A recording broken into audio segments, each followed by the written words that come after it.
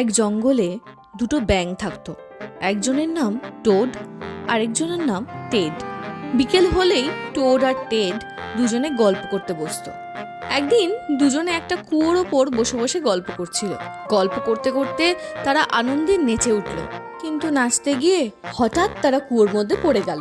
Towed আর Ted কুয়োর ভেতর থেকে অনেকক্ষণ ধরে চিৎকার করছিল, আর সেই চিৎকার শুনে বাকি ব্যাঙরা সবাই এসে জড়ো হলো কুয়োর ওপরে।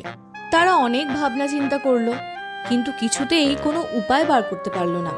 ওদিকে টোড আর টেড সমানে চেষ্টা করছে ওপরে ওঠার। বাকি ব্যাঙরা আলোচনা করলো যে তারা কখনোই আর ওপরে উঠতে পারবে না। বাকি ব্যাঙরা সন্ধে নামার আগেই চলে গেল।